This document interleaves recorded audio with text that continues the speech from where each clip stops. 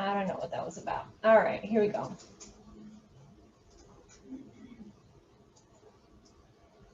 So today's focus is going to be on the sympathetic nervous system as promised. So as we get into this particular division, of course, we're going to be talking about all of the things that our body undergoes as we are experiencing stressful situations.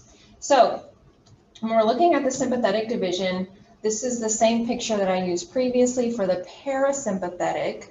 Now you can see on the other side, the sympathetic, of course, is going to do some opposite things that the parasympathetic would do. So instead of constricting the pupil, we'll now be dilating the pupil. Instead of increasing the flow of saliva, now we're going to be inhibiting the flow of saliva, et cetera, as we go on down the line. So we're going to talk through how all of these things are going to occur, but what I want to point your attention to right now is this chain that you see right here that we did not see in the parasympathetic side. So that chain is called the sympathetic chain ganglia, and it looks like a string of pearls. So sometimes people will even say, oh, it looks like a string of pearls, and they generally forget that it's actually sympathetic ganglia. So don't forget that it's sympathetic ganglia. We don't want to just call it string of pearls, even though that's exactly what it looks like. And we'll talk about how this is going to be very important whenever it comes to innervation of the various structures inside of our body. If you look at this slide right here, this will give you an overview of what will happen whenever we have sympathetic activation. So sympathetic, remember, there's more divergence in this side of the nervous system, so we're going to have a widespread effect. So a systemic effect whenever we do have sympathetic activation. So a lot of things are actually going to occur, and we'll be talking about those today. Okay, this is just basically like a summation slide. We're going to go into more detail in all of these things. So for our sympathetic division, you want to remember the E activities. Things related to exercise, excitement, emergencies, embarrassment, all of those start with an E, okay? So those are your E activities of the sympathetic system.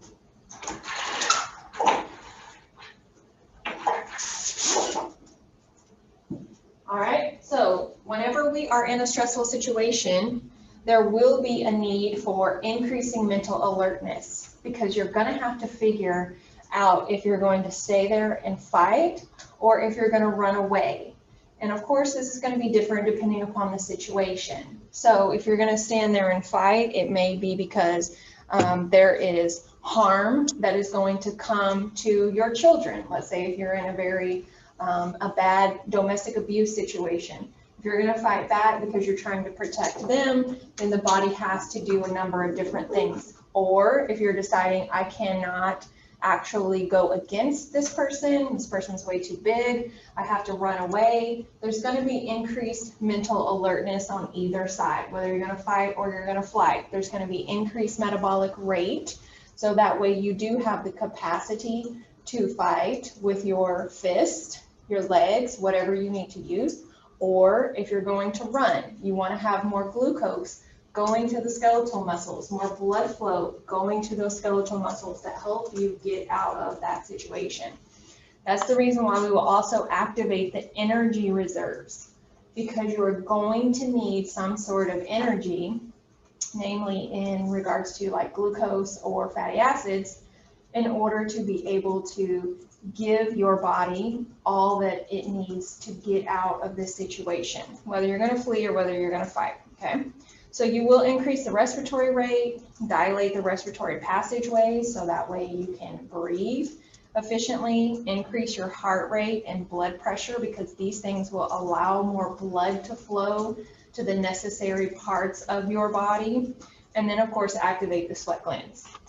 So we know that the sweat glands are strictly under the sympathetic control. So whenever you're in situations like that, if you ever find yourself stress sweating, then that would make sense to you that sweat glands are activated on the sympathetic side of things. Okay, so looking at this picture, I have 3 circles on this picture that I really want you to pay attention to. Obviously, let's just start from the beginning, but if we are here in the spinal cord, remember our lateral horn is where we are going to have these neuron cell bodies. And they're going to send out the preganglionic neuron to go into the sympathetic chain. That's an option. That's option number 1, circle number 1. We can go into the chain. Option number 2, we can go into the adrenal gland and specifically target the adrenal medulla. So that's option number 2. And then option number 3 is we can go into what's called a collateral ganglion. This collateral ganglion is a separate structure from the sympathetic chain. So the collateral ganglions are not in the string of pearls. Okay? So 3 options. We can go to the chain, we can go to the adrenal medulla, or we can go to the collateral ganglion in order to activate the necessary requirements for the fight-flight. Now, really quickly, I want to also show you in the adrenal medulla, you have this cell type here, the chromaffin cell. And this chromaffin cell we'll talk a little bit more about later on. I just don't want you to forget the name of that particular cell, because this is the one that is going to release the hormones whenever the sympathetic nervous system goes into the adrenal medulla for activation. You can see here the adrenal medulla is an exception to the rule, because in the sympathetic chain we have pre and we have post. In the collateral ganglion we have pre, we have post. You can see the difference between the teal blue and the navy blue.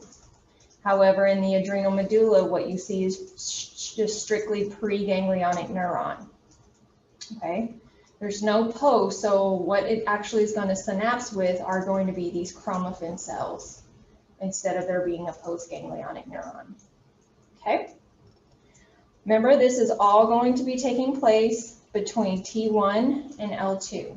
So this is why we call it the thoracolumbar division, because this is going to be where these neurons are going to exit the spinal cord.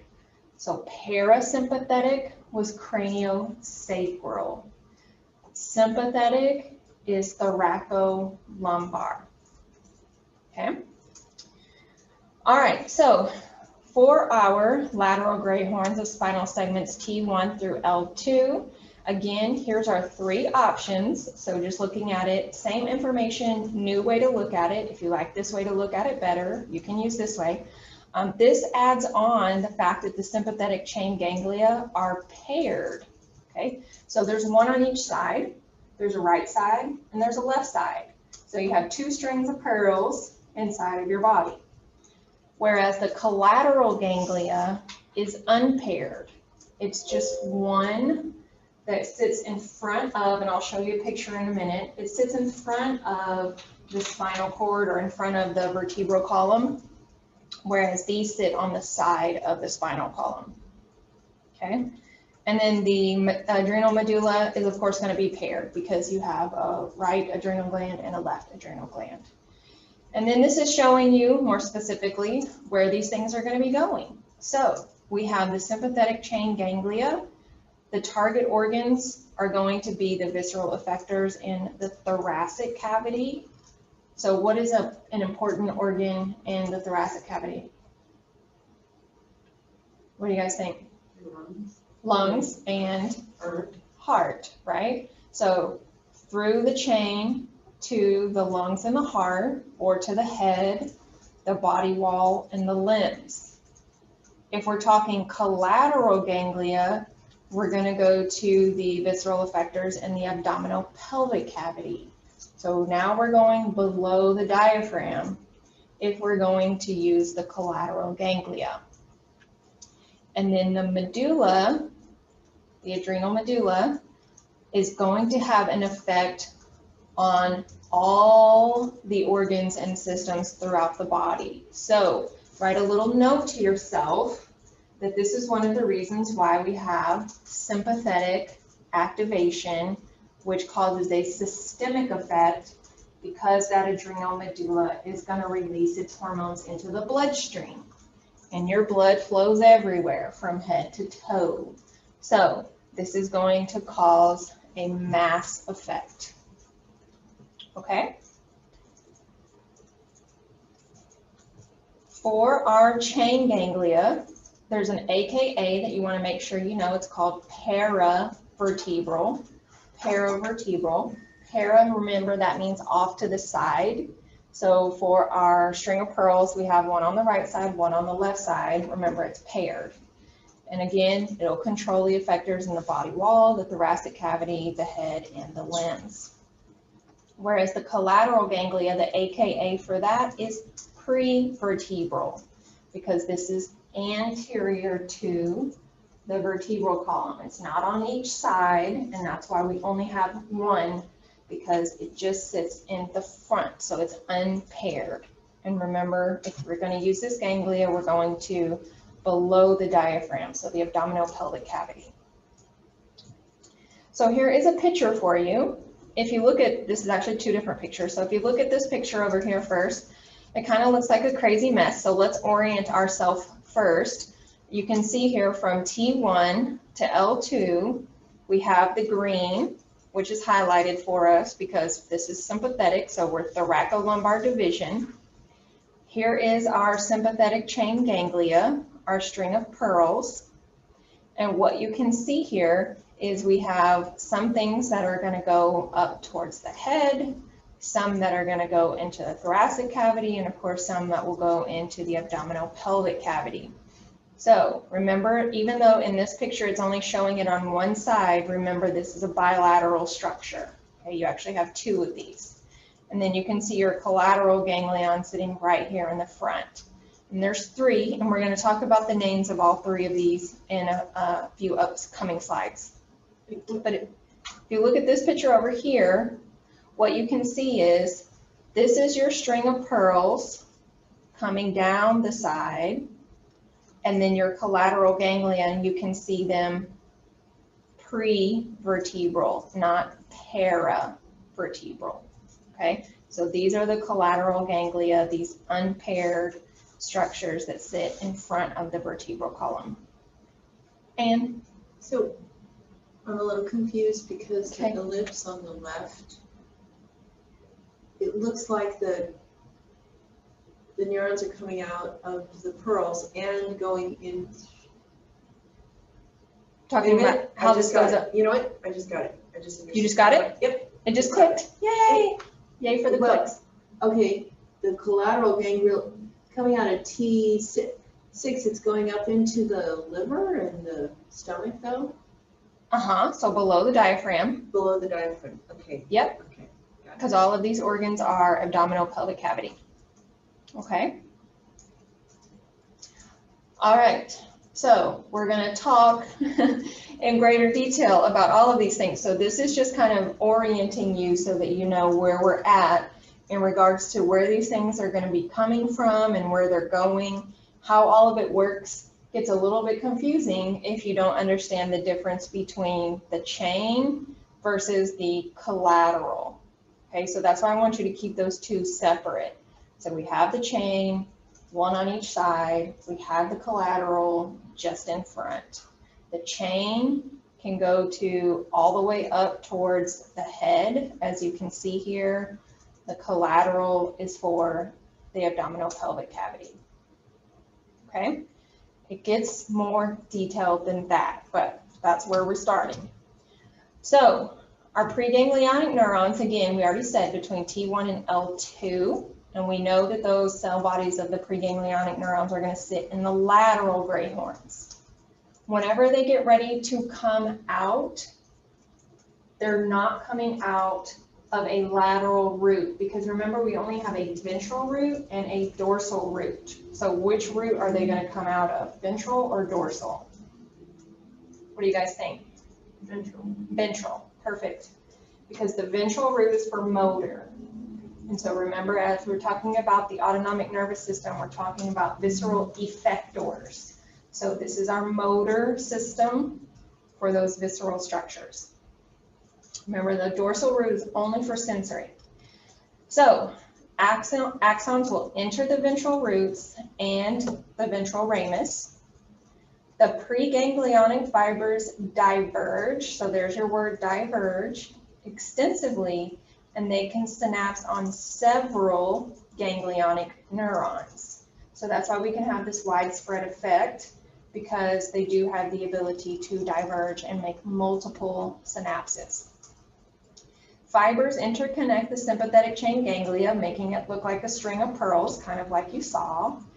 And the ventral ramus will give rise to a myelinated white ramus. Okay, so this is new.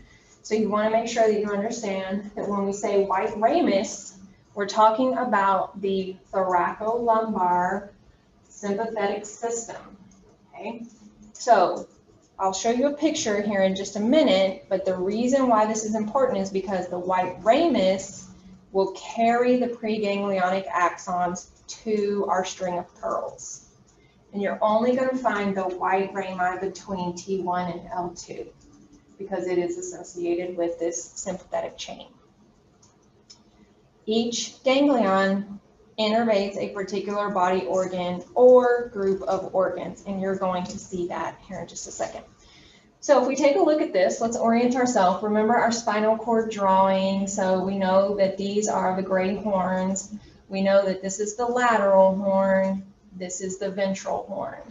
So whenever we come out the ventral root, remember you have the combo of the dorsal root and the ventral root that together will give you a spinal nerve. And that spinal nerve will bifurcate into the dorsal ramus and the ventral ramus. Okay, so now what we're doing is we're adding this structure called the white ramus. And so what you can see is it comes from the ventral ramus, and the white ramus is the connection that will lead to that sympathetic chain. Okay, so from the ventral root through the ventral ramus, through the white ramus, in order to get into the sympathetic ganglion. Okay, that's how it's going to get in there. So again, repetition to help you learn. Preganglionic neurons limited to spinal cord segments T1 to L2. These spinal nerves have white rami, which you just saw. Remember, white means myelinated. And they also have gray rami. So this is unmyelinated, and now we're talking postganglionic fibers. So separate your white from your gray, because your white is your preganglionic, and it's how it gets into the sympathetic chain. The gray is going to be your postganglionic, and it's how it's going to get out of the sympathetic chain. So I'll show you that in just a minute.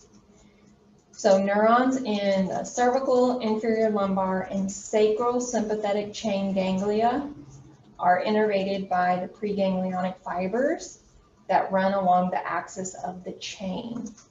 And so these chain ganglia will provide post-ganglionic fibers through gray rami to cervical, lumbar, and sacral spinal nerves.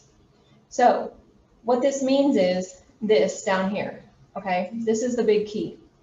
Only spinal nerves T1 through L2 have white, but every single spinal nerve will have a gray. Okay, only T1 to L2 has white, but all of them have gray. And you'll see why coming up here in just a minute. So here's a little picture for you. Here's our string of pearls. Is this paravertebral or prevertebral?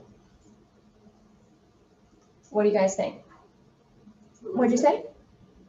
Para or pre? That's pre. Is this on the side or in the front?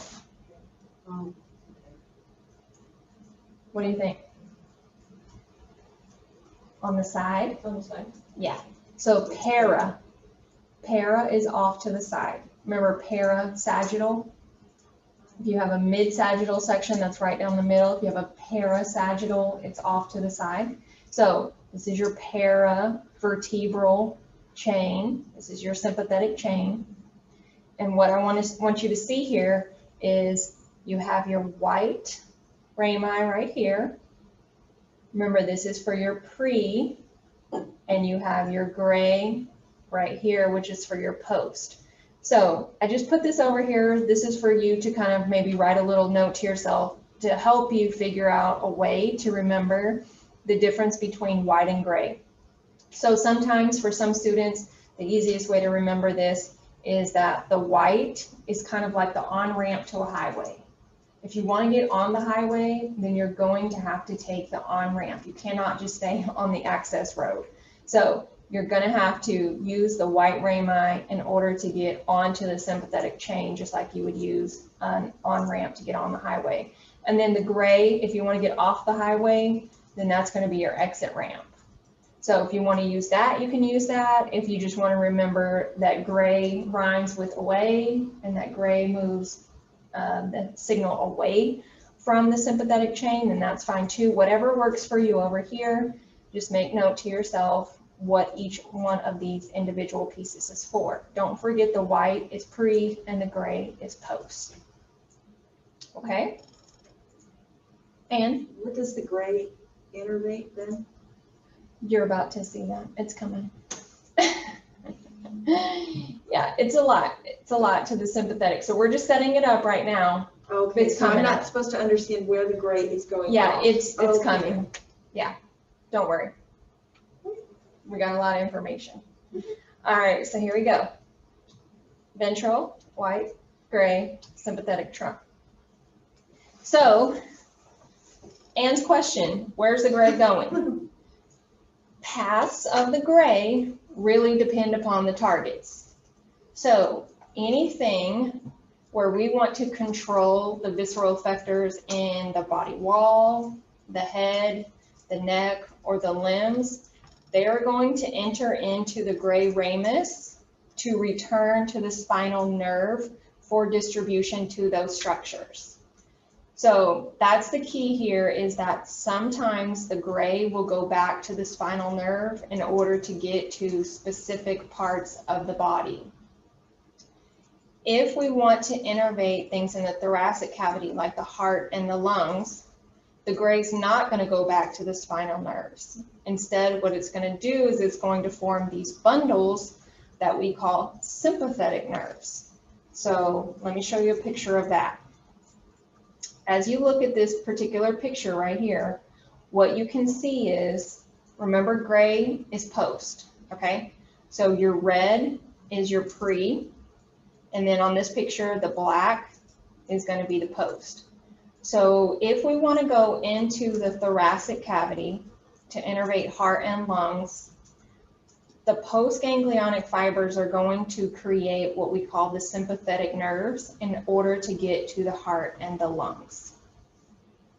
Okay, so look at your little note down here. Every spinal nerve has a gray ramus that carries sympathetic postganglionic fibers for distribution in the body wall and limbs.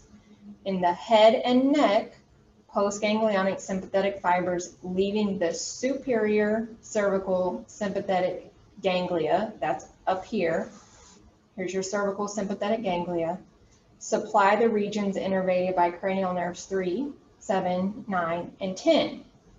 So whenever we're looking at the gray, it's all dependent upon what signal is being sent and what actually needs to be affected. Okay, so we have a couple of different options.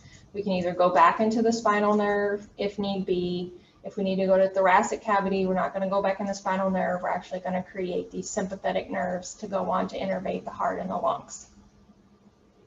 Okay, you okay so far? Nope, that's okay. I'll review it. It might make more sense as we keep going. So, okay. I mean, I'm just being good honest. So let's keep going, and then we can talk it out after we get all of the whole PowerPoint, okay. Like so that way you can wrap your brain around all of it. I trust you. Okay. Now, you also have another note on here. Note number 2, preganglionic fibers on their way to the collateral ganglia, because remember, we don't just have the chain, we also have collateral ganglia. Preganglionic fibers on their way to the collateral ganglia form what we call splanchnic nerves. Now this is preganglionic though, so this is red, this is black. Sympathetic nerves, we said that this was post, so that's why it's black. The splanchnic nerves These are preganglionic, so they will then go into the collateral ganglia. Okay, and then they'll go on to innervate, because it's collateral, anything that's in the abdominal pelvic cavity. So whenever we're looking at this, there's a lot of different variation into how these organs can be innervated, and that's whenever it kind of becomes a little bit more confusing for the sympathetic side than the parasympathetic side, because there are so many different options. Now we're going to walk through and talk about it in more detail, so hopefully some things will start clicking, and if not, that's okay, I'll answer your questions. So when we're looking at the sympathetic chain, remember this is our string of pearls. Each sympathetic chain ganglia contains 3 cervical, 10 to 12 thoracic, 4 to 5 lumbar, 4 to 5 sacral, and then 1 coccygeal ganglion. So we've got all of these different ganglia that run along the string of pearls. Whenever it comes to these pathways, we've got 3 options for the preganglionic fiber to follow whenever it enters into the paravertebral ganglia, aka sympathetic chain, aka string of pearls. Option number 1, if we leave the lateral horn and flow through the ventral root, option number 1 in red tells us that what we can do is we can go into the sympathetic chain. How do we get in there? First of all, if this is ventral root, ventral ramus, White. What is this? White. White, exactly. So we're going to use the white to get in. And once we're in, we can synapse in that ganglion right there. Okay, you can see the synapse happening, and then the little dotted line says, all right, I'm going to use, how do I get out of here? Gray. Gray. I'm going to use the gray rami to come out of here, go into the spinal nerve to go on and innervate an effector. That's option number 1. Yeah. Okay. It's okay, Ann. I'm going to work with you after class is over, because I Okay. know it's a lot. They're going into the chain, but didn't they come out of the chain? They're going into the chain, they'll synapse in the chain, and then they'll come out of the chain. Okay.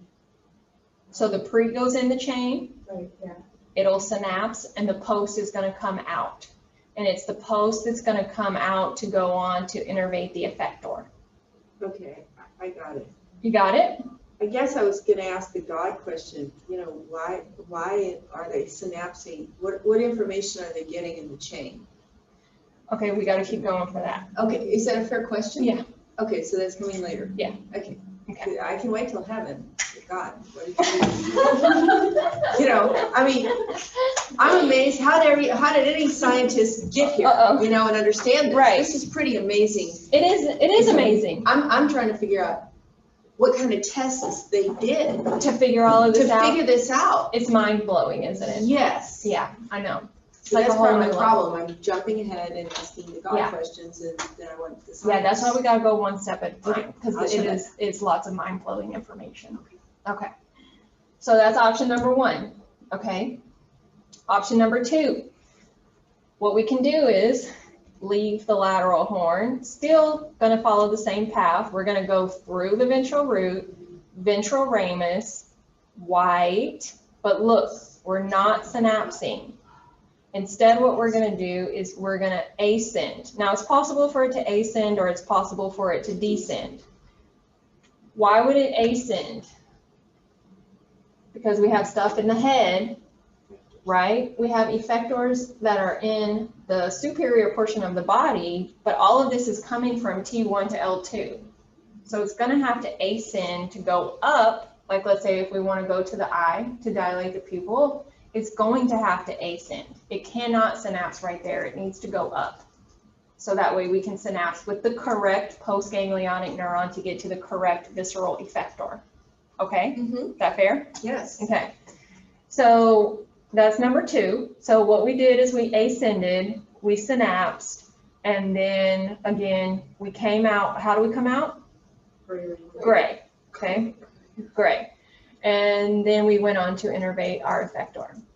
Or option number 3 and I tried to put all of this in purple, anything that related to option number 3, so that's what you'll see the purple for. We can pass through the chain ganglia, and we can come out without synapsing at all. So, same setup, lateral horn, ventral root, ventral ramus. How do we get in? White. White. But look, we're not going to synapse here. What we're going to do is we're going to keep going, and we're going to come here, because what is the prevertebral ganglion called? Starts with the C.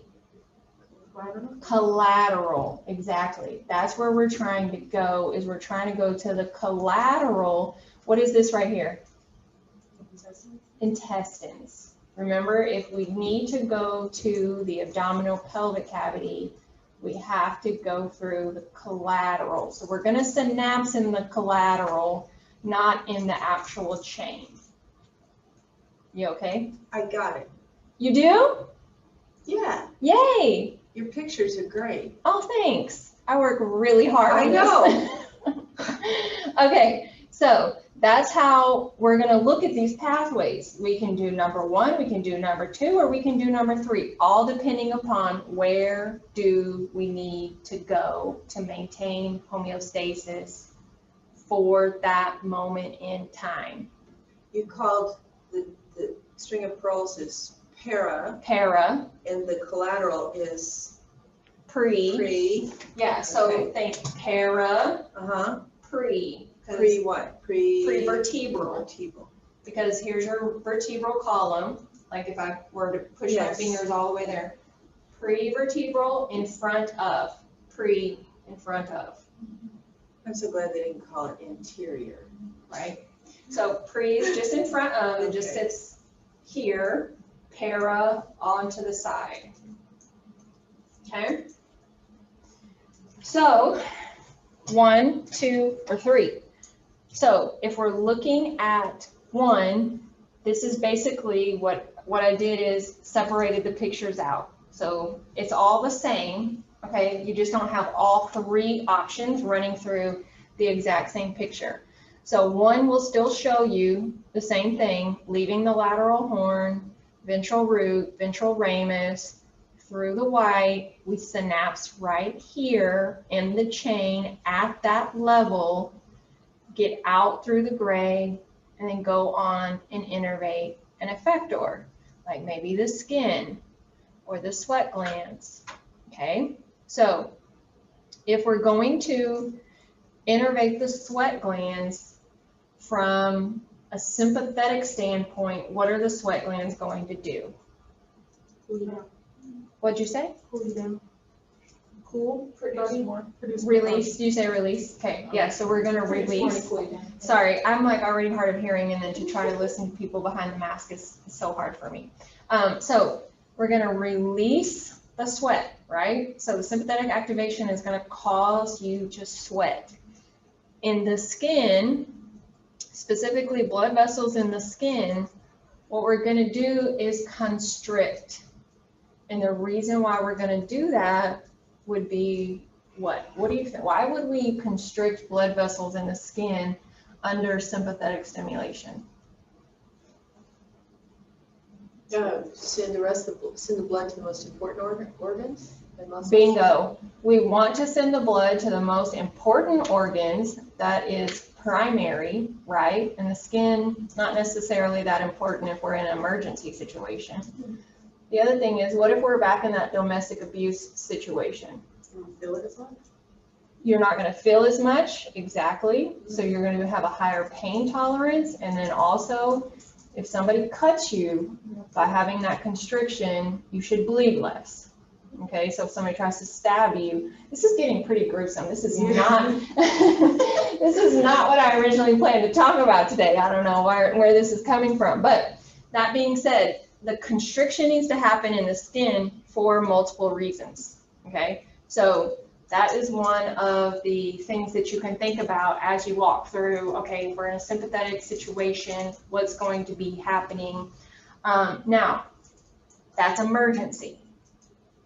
Let's take it one step further. Let's say somebody lives in a constant state of stress? Is their skin going to be receiving all of the vital oxygen and nutrients that it needs if the blood vessels are always constricted? No. So people who are always stressed, does their skin look healthy or unhealthy? Looks bad, right? You see, did it Yes. like, Yes. okay, so that's why as you're learning this, I know there's lots of components, but hopefully as we go through the PowerPoint, I'll make it make sense to you in real world, okay? So that's what's gonna happen if we do like a synapse right then and there. Yes, ma'am? Is that why, like when you're stressed, sometimes you get a sallow complexion, like it just starts going brown? Sometimes when you're stressed, you get what? Like a sallow complexion, like, you know, it doesn't, you don't have as much skin tone, Oh, yes, right? yes, Yeah. that is why. No, you are it's- correct. Okay. Yes, or so, like if somebody gets really scared and Yeah, then they turn white, right. so same situation. Yeah. Okay. Okay, good one, good one. All right, we're learning now, We're not gonna make it through this PowerPoint, but we're learning. All right, option number 2. So same thing, okay, same pathway, but remember we ascended. And that's because maybe it's a situation where we need to go up towards the skin of the neck, or we could descend and go further down the body to some skin, maybe like in the back area or something like that, okay? So same situation, we're just synapsing and in a different place in order to make sure that the body is covered. Now, for those two, option number 1 and option number 2, we have, again, some more things that we need to discuss. We've got postganglionic unmyelinated fibers. We saw them returning via the gray ramus to the spinal nerve. So that is an option. They can go back to the spinal nerve because about 8%, which is not a lot, but still significant, 8% of each spinal nerve fibers are actually sympathetic postganglionic. So the postganglionic fibers can innervate structures, again, body wall, head, neck, limbs, all of the things that we've already said. And these would be the cranial nerves that are going to be used to get to the visceral effectors. Or we can have the postganglionic unmyelinated fibers not returning to the spinal nerve, but instead creating the sympathetic nerves that were in that picture that I showed you earlier. Okay, so those will innervate the thoracic cavity, so the heart and the lungs. So those, option number 1 and option number 2, you can either go back to the spinal nerve or you can go to the sympathetic nerves if you want to go to the thoracic cavity. Okay, here you can see kind of the difference between the two. So in this particular case, whenever we're looking at option A, lateral horn, ventral root, ventral ramus, white ramus, synapse, gray, innervate the visceral effectors via spinal nerves. So we can use the spinal nerves in order to get there.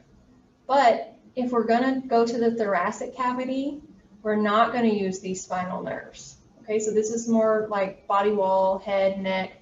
If we want heart and lungs, same thing, we're still going to ventral root, ventral ramus, white, but now whenever we synapse and come out through the gray, we're not going to go back into the spinal nerve. We're going to go to the sympathetic nerves to go on to the thoracic cavity. Okay, so as we're looking at those two options, just remember we could either use the spinal nerve or we can use the sympathetic nerves in order to get to where we need to be for option 1 or option 2. Now this is option number 3 back in purple. So this is our third pathway. Remember, the collateral ganglia are not paired because they are sitting in front of that vertebral column, There's just one. Usually whenever you're born, there's two, but they end up fusing as adults. That's why we only end up having one. And that's why they say they're not paired, because in adults, they're generally not. Okay? Found only in abdominal and pelvic regions. So you must remember for the collateral ganglia, this is inferior to the diaphragm in that abdominal pelvic cavity. So because they are close to the spinal cord, the postganglionic fibers are longer than the preganglionic fibers.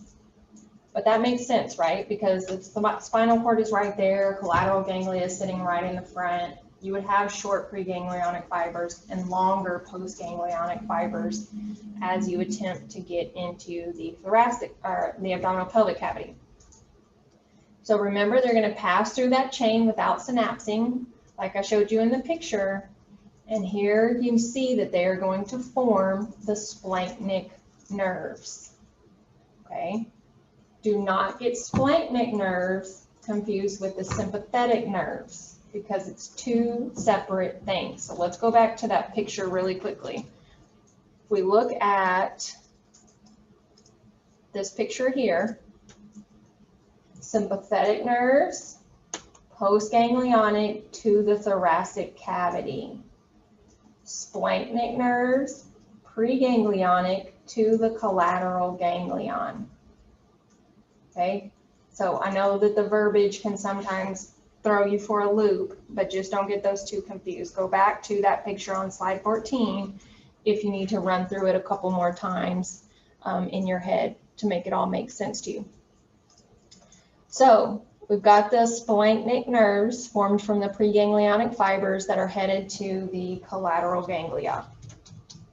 All right, here is our picture of pathway number 3 all by itself. Lateral horn, ventral root. So the ventral ramus, white rami, and now we're going straight through the chain to hit the collateral ganglion. We will synapse here and then go on to innervate an organ in that abdominal pelvic cavity. Okay, and here you can see on this picture, you can see the change in location. Prevertebral ganglia, this over here is para. Off to the side, in the front. If we're in the front, we're going to be going to abdominal pelvic cavity. Okay. All right, same thing that you see here in this particular picture for the collateral ganglia. Now, for our postganglionic fibers, because remember our preganglionic fibers, we call them the splanchnic nerves. So our postganglionic fibers, they're going to leave the collateral ganglia. Ultimately, they're going to go on to innervate the visceral tissues and organs in that abdominal pelvic cavity, and their function is to reduce blood flow and energy use by organs not vital to the short-term survival. If you are chronically stressed out, oh my gosh, I keep hitting this, sorry. If you're chronically stressed out, you're more likely to be constipated. The reason why you're more likely to be constipated is because, as you can see here, we're going to reduce blood flow and energy use by organs considered not vital to short-term survival. The GI tract is not considered to be imperative to your short-term survival. You're not going to be in a domestic abuse situation and be like, you know what, can we take a pause right now? Because I kind of have to, you know, go pee. Like, that's just not going to happen. So whenever you're looking at the blood flow going to the abdominal pelvic cavity, keep in mind, long-term stress is going to negatively impact the GI system.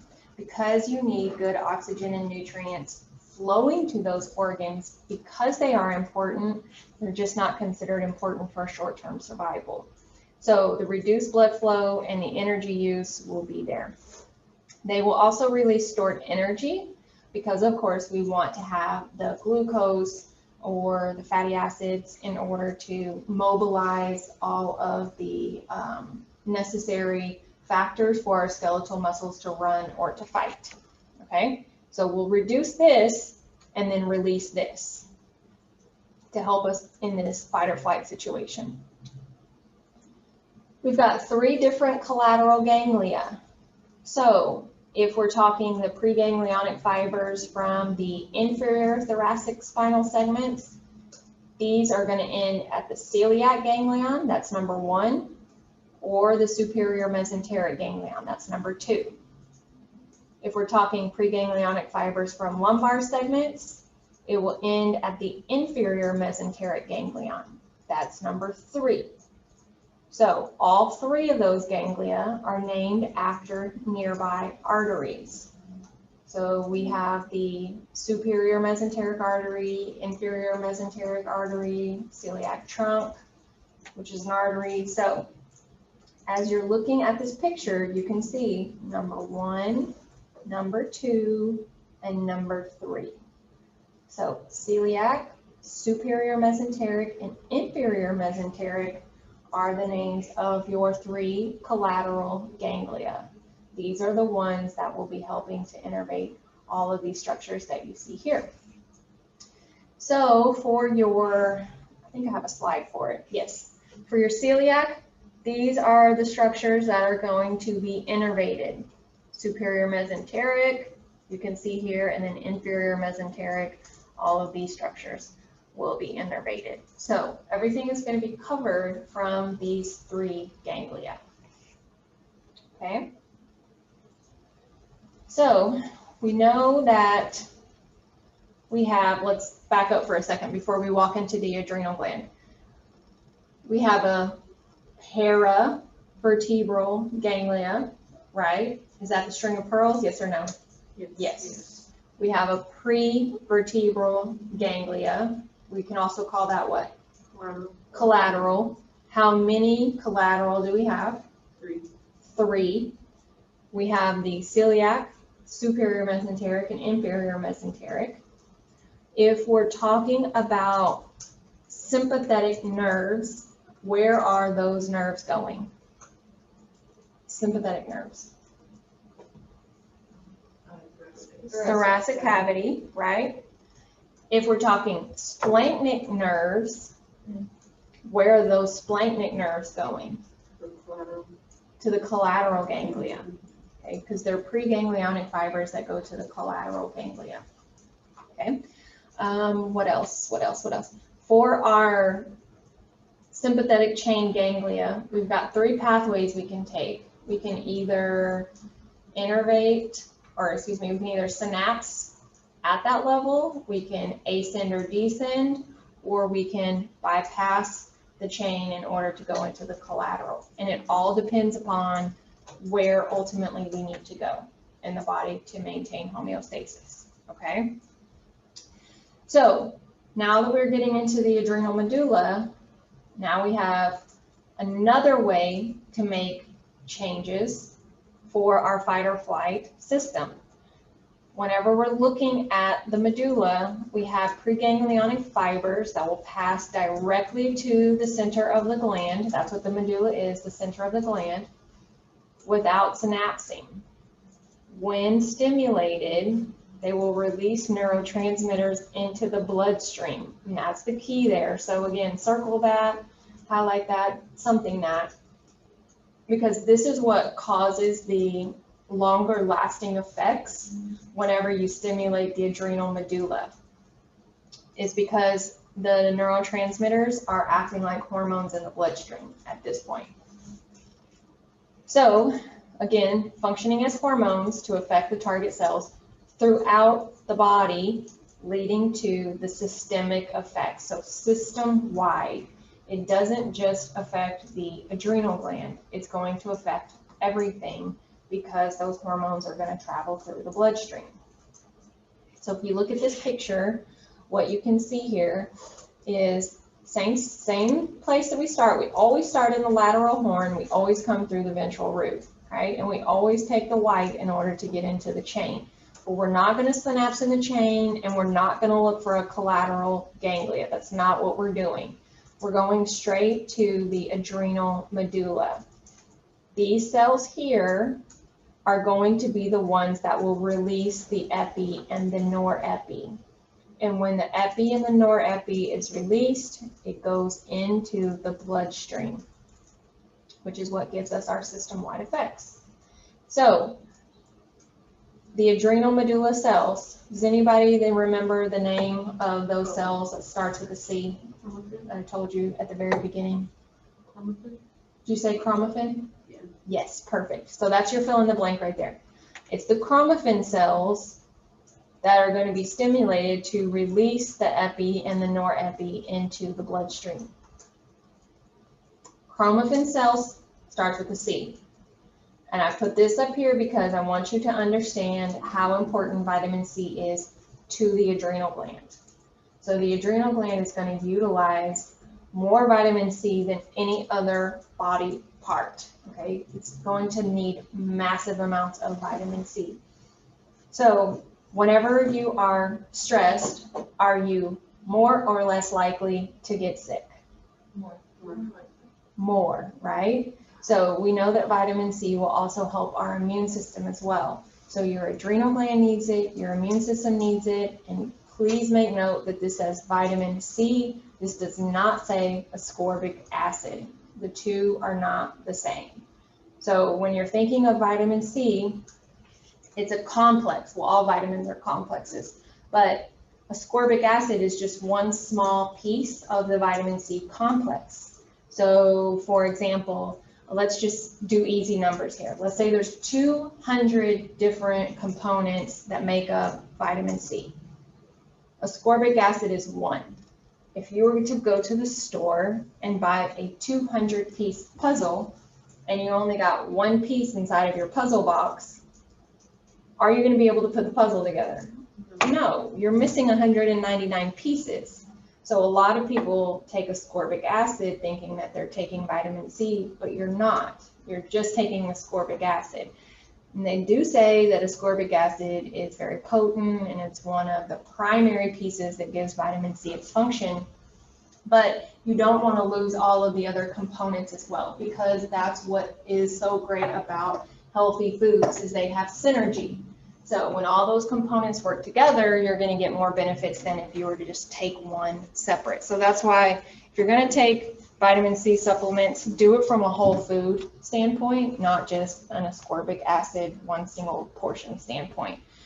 You should take some sort of vitamin C if you're not eating vitamin C rich foods. If you're eating vitamin C rich foods, that's great. But your body can't produce the vitamin C. So if you're not eating it, you need to somehow take it in a supplement because that is something that you need on a regular basis. So vitamin C is super important for helping the adrenal glands to work efficiently like they are supposed to help us maintain that homeostasis. Now, whenever we're looking at the medulla, remember when I said in the intro to the ANS PowerPoint is that this is a modified sympathetic ganglion, okay? Being that it's a modified sympathetic ganglion, that's why you see the difference and there's not a pre and a post. There's just the pre that will synapse on those neuroendocrine cells, those chromaffin cells. And of course, they will secrete the epi and the norepi into the bloodstream. Majority of what they secrete is epinephrine.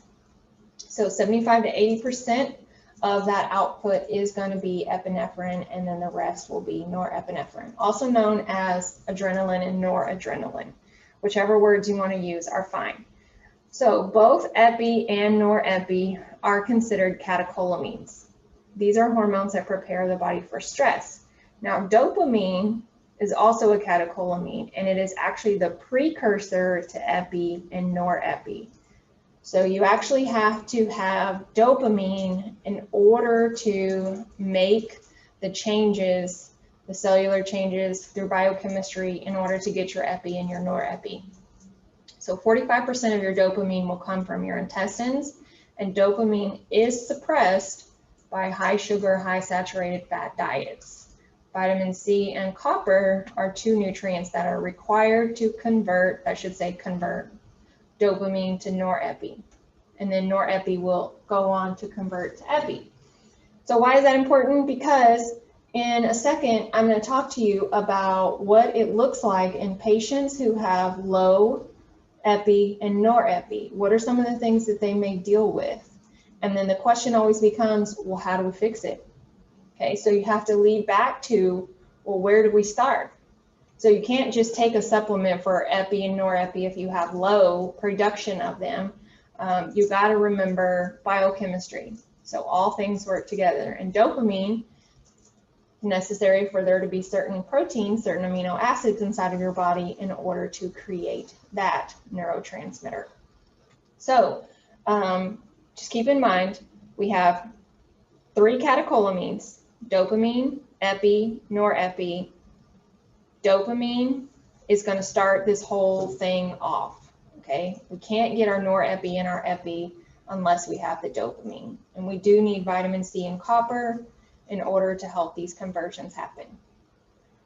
All right, so our bloodstream carries these neurotransmitters throughout the body, which will then cause changes in the metabolic activities of various cells, including, including cells not innervated by sympathetic postganglionic fibers. So this is why you get that widespread massive effect whenever you have sympathetic activation, because of the neurotransmitters that are being carried through the bloodstream. So what happens? We've got increase in the heart rate, increase in the BP, expand the air passages of the lungs, enlarge the pupil, increase pain tolerance, attention and focus, and redistribute blood to the muscles away from the skin and GI tract, altering the body's metabolism in order to maximize your glucose levels, primarily for heightened brain and skeletal muscle requirements. So lots of different things that you see are going to happen here whenever you are in those E-type situations, those emergency situations. The effects will last much longer than those produced by direct sympathetic innervation. So whenever we're looking at the adrenal medulla, these effects are going, even though it's seconds, 30 seconds, the effects can last for, a few minutes, even after the situation has passed. But whenever we're looking at the effects, 30 seconds is a whole lot longer than what is produced by direct sympathetic innervation, which is normally just a few seconds. And the hormones continue to diffuse out of the bloodstream. Ultimately, they will be excreted in the urine. So let's take a pause right here for a second. So if we have all of these things going on during stressful type activities, and we have effects that can last longer because of the flow of the hormones through the bloodstream, ultimately, these are going to be excreted in the urine. So a couple of years ago, I learned on the holistic side of things, for people who wake up at night to go pee, I know I talked to you guys about this, urinary incontinence at night whenever we went through the sleep PowerPoint, but I wanted to save it for today because I want you to make a connection. People who wake up to go pee, whenever they tell me something like, oh, it's just because I drink a lot of water at night before I go to bed. The reason why that's inaccurate is because I give that person, let's say, something that will help relax their body and put them into parasympathetic mode. Technically, I can't give them medical marijuana, but if you look at a patient who takes medical marijuana in order to sleep through the night, what you will find is that they will wake up in the morning without waking up through the night to go pee. And whenever they wake up in the morning to go pee, they pee a lot.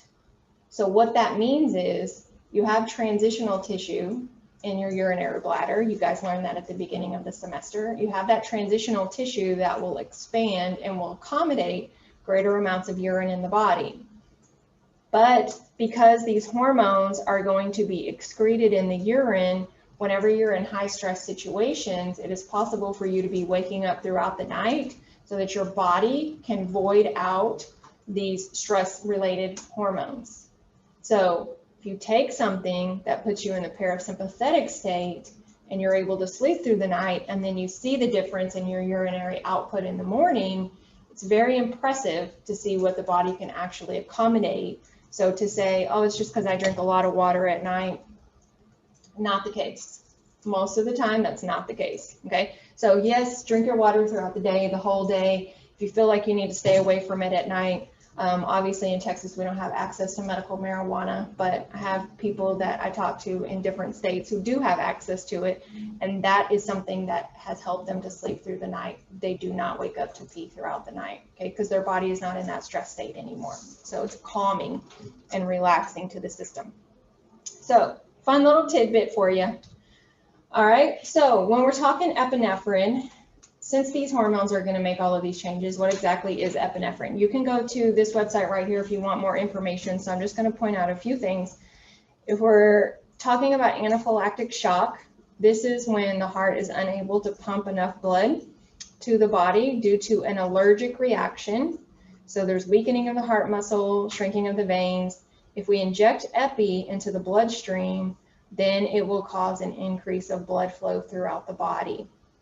So we have asthma attacks that can also be treated with epi, okay? Because remember, whenever we're doing the epi and the norepi, the responses are to increase heart rate, increase blood pressure.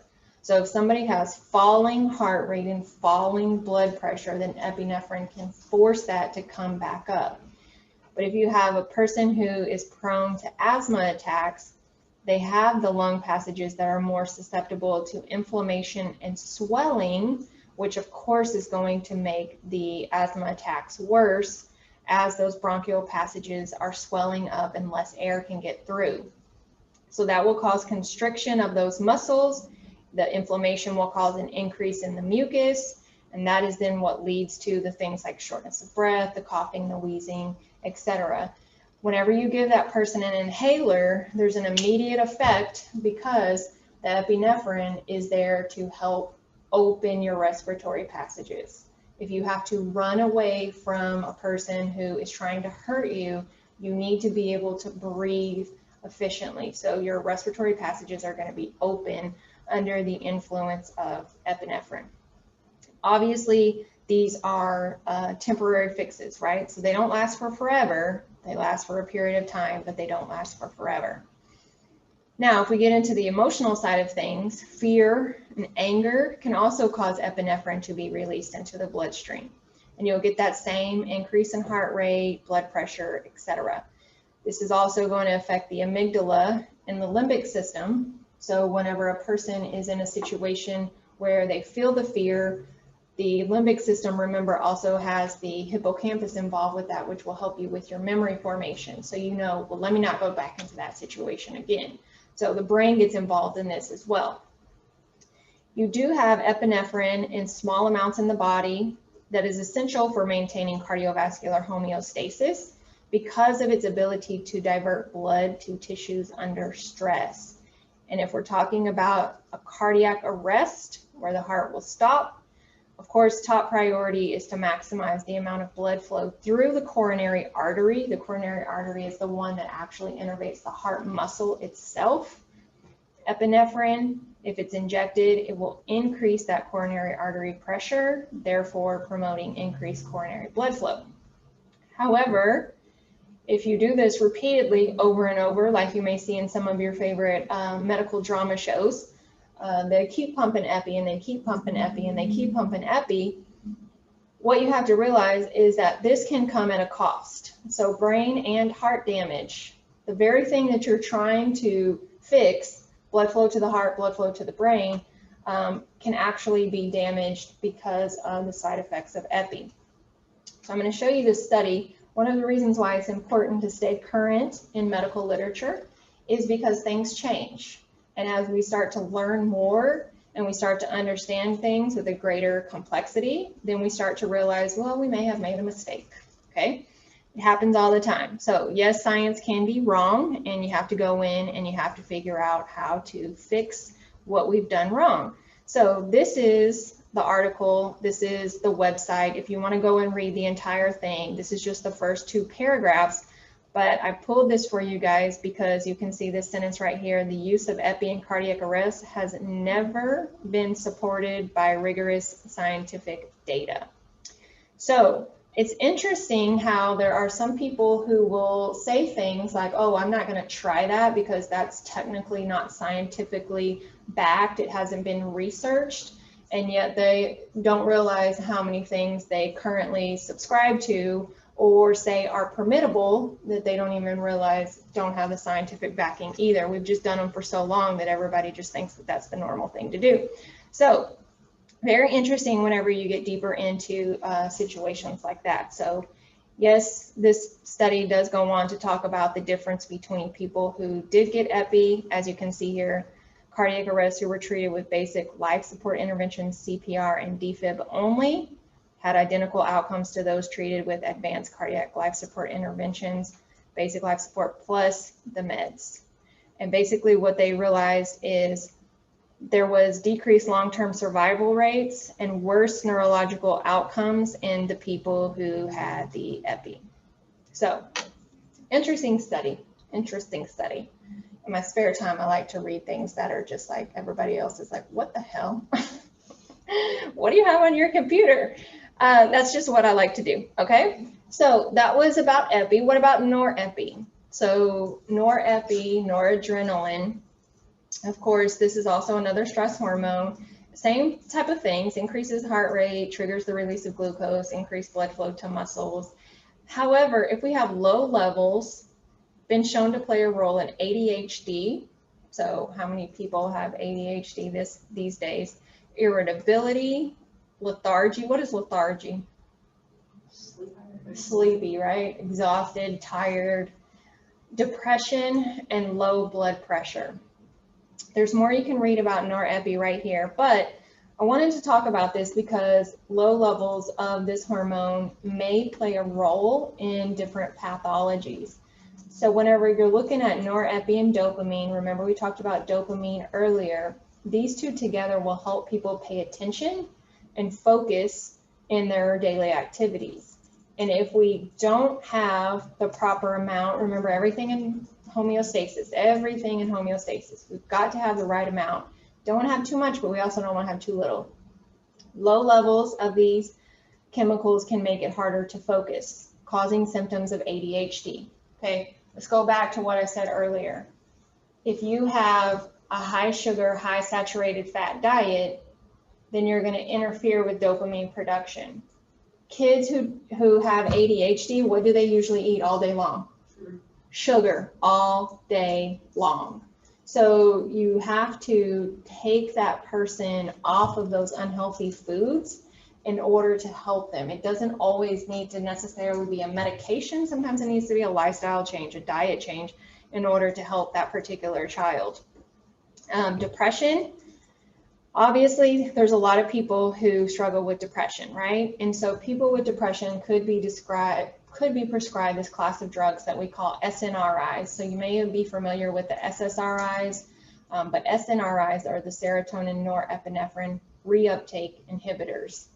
Remember in the synapse where I taught you guys, like the acetylcholinesterase will come in order to help break down that acetylcholine and it has to be reabsorbed. Okay, so that's reuptake.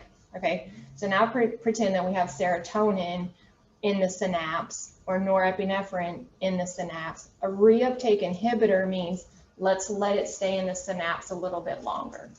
Does that make sense to you guys? Okay, so let it stay in the synapse a little bit longer. That's how these drugs will raise the levels of these two hormones. So I put this in here for you. Unfortunately, this kind of goes back to the epi thing. Although it's widely believed a serotonin deficiency plays a role in depression, there's no way to measure its level in the living brain. Therefore, there have not been any studies proving that brain levels of this or any neurotransmitter are in short supply when depression or any mental illness develops. If you want to read more about that, there's a little link for you right there. This is why SSRIs don't work for everybody. Some people, it will work in regards to a placebo effect.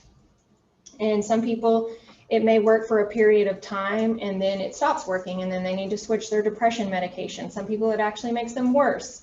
So whenever we look at the fact that there's really no studies that say, yes, it's serotonin and this is what the problem is, unfortunately, with the antidepressant medications also comes brain damage. And there are lots of studies that talk about all of the side effects that are negative from those medications. So we don't want to just automatically revert to medication. We want to think about, okay, all of the different pathways that all of these hormones and these neurotransmitters can use. How can we help boost them on a normal, healthy, natural way? So whenever we're looking at norepi being given by IV to treat low blood pressure, in emergency situations, this is usually a sign of shock. So we could have shock, low blood pressure. Norepi can sometimes be given by that IV in order to raise that heart rate and raise that blood pressure so that you can get the blood up to your brain. So lots of different things that are important with these two hormones. Again, we want to have a balance. So for somebody who has that chronically low blood pressure, whenever I see patients and they tell me, oh, my blood pressure is always low, and I'm like, what's low? What does that mean to you? I want to know what the numbers are. A lot of times people in healthcare don't pay attention to low blood pressure the way they pay attention to high blood pressure. But it's just as important, because if we're saying balance is important, homeostasis is important, I don't want it to go too high, but I also don't want it to go too low. So those are the things that we need to be paying attention to. If we have low levels in both of those, obviously these are some things that you can see happening. I know somebody in this room might be interested to see this one right here.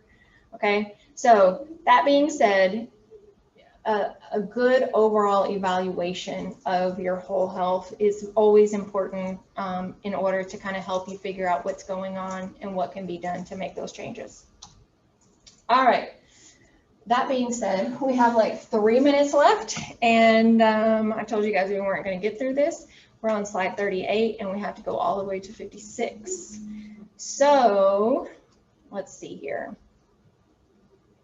Let me just go really quickly. I need to talk to you about this really fast, because you can see here the receptors are going to be different when we're talking about the sympathetic system. So let me just kind of set this up, and I'll let you read the rest of the information in the book. But for your sympathetic system, you have alpha 1 and alpha 2, beta 1, beta 2. There's also beta 3 receptors for the sympathetic nervous system. I have them in here as to what they are supposed to do. So you can see here's the alpha 1, where they're found and what the stimulation will lead to.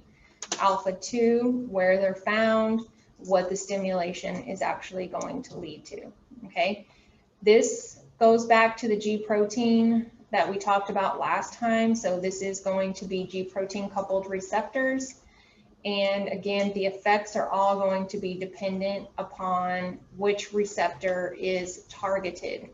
So you have beta, 1, 2, 3, all the places where they're at, all of the things that will occur with those particular beta activation receptors. Okay, 48, 49, 50, 51 all basically say the same thing in different ways.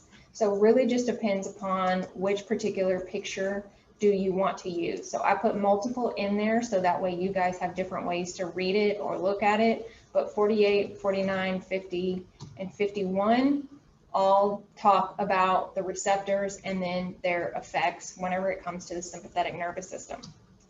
And then you can see here 53 is basically a comparison of your sympathetic and parasympathetic branches.